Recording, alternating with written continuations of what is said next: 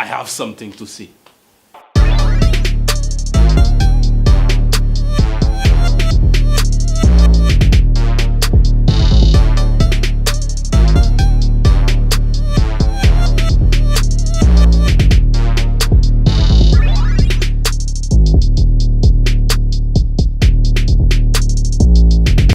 Respect the principles of social justice and therefore believe that the operation of the economic system should result in the material resource of the community being so distributed to subserve the common good, that there should be adequate means of livelihood for all, that labor should not be exploited or forced by economic necessity to operate in inhumane conditions, but that there should be opportunity for advancement on the basis of recognition of merit, ability, and integrity.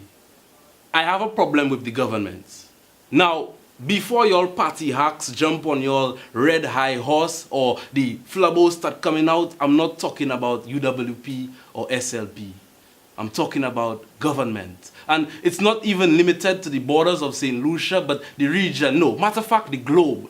You see, we have a process where we select our leaders off of... Wait, why do we select our leaders? You see, to me, a leader means this. Bring up the Google thing.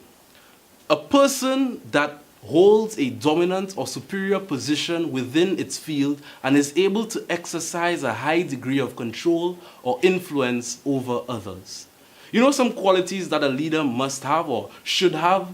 He should be honest. All the work that's taking place right now and all the work until the completion is being paid for by the developer. So the whole construction of the race course and so on is not going to be paid out of proceeds from passports or anything like that? It will, but not at this point. I don't understand. So the developer is upfronting the money?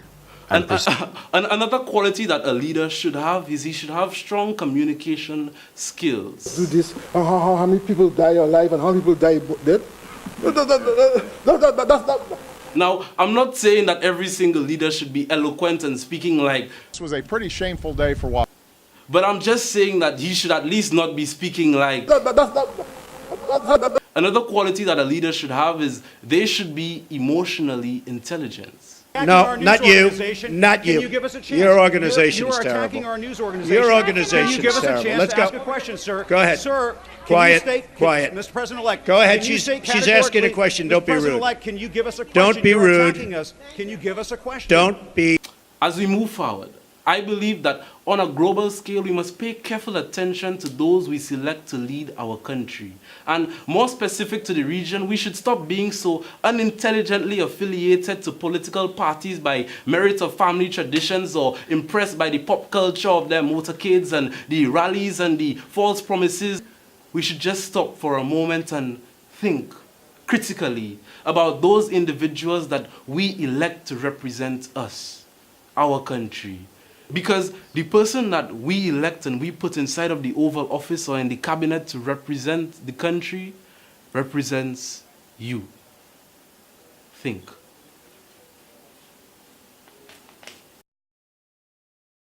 Welcome to the K-Talks interview segment. This week we are being joined by Ajani Lebourne, and Ajani Lebourne is a young leader in society.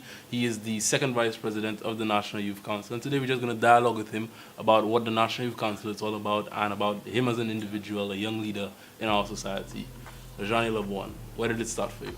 Well, it began with my community work, just working in church with the various church groups that I started with. Don't ask me about my church life, but it gradually began, building up into something bigger than it is. Well, bigger than it was actually. So I went through before comprehensive, not really wanting to be part of students' council stuff, and towards the latter part of secondary school, I actually formed part of the National Students' Council, which I've stuck with for 3 years. I remember working with people like Jaden Joseph, who was, one of the people who really helped keep the Students' Council going in its time. And currently, yes, I am the second vice president, so it's gradual progress that I really want to keep building on. So why is it that you decided to become part of the Student Council, and why is it that you stuck, or what is it that kept you there?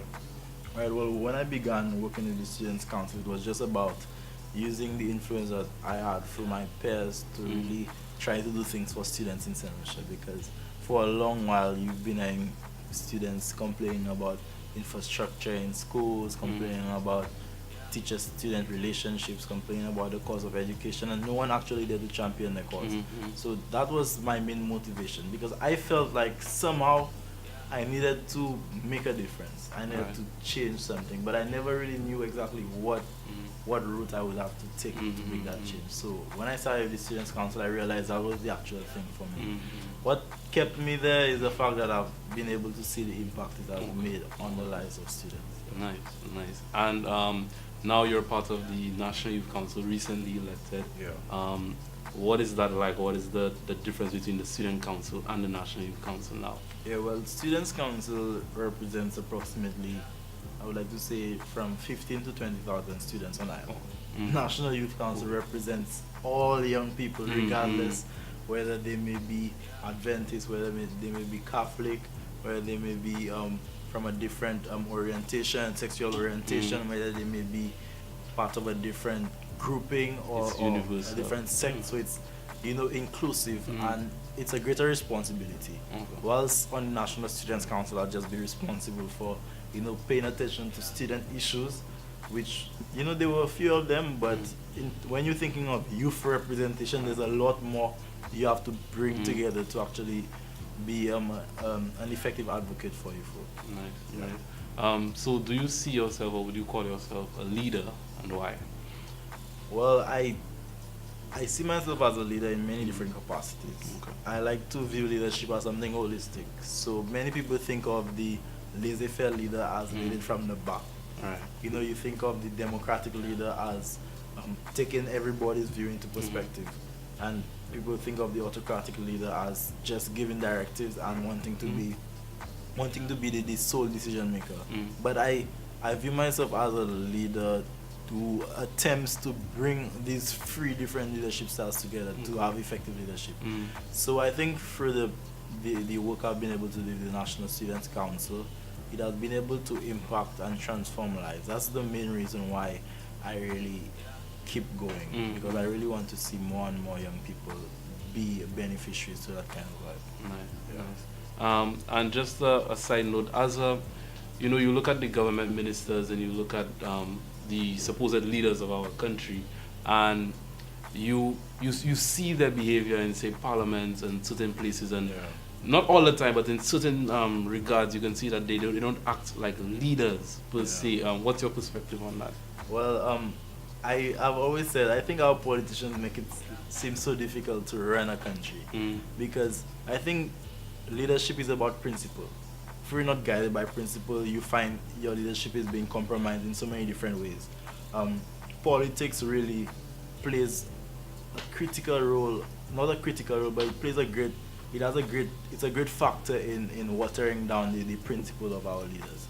So you might find there's a leader who genuinely wants to, give back to his community, genuinely wants to impact the people, but through the nature of politics in St. Lucia, they end up falling down that same line of, throwing mudslinging, going on the road of spreading propaganda, and spending about the majority of time on a platform talking about their opponent rather than proposing ideas for the people of St. Lucia, right?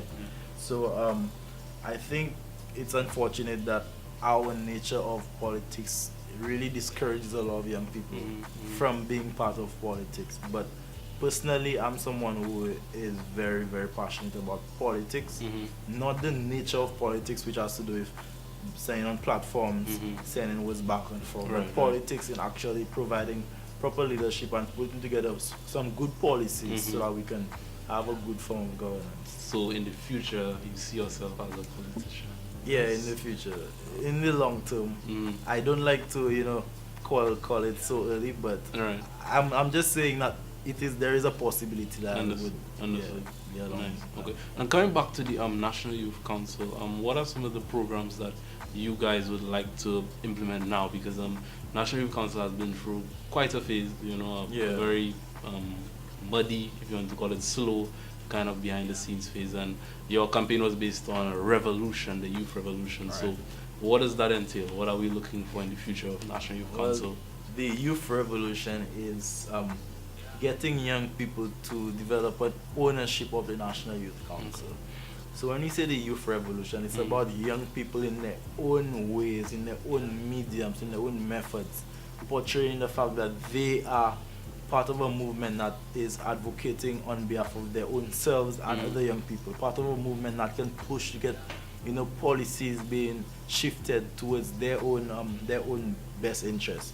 A lot of times policies are made without consultation with young people, without making young people part of the process.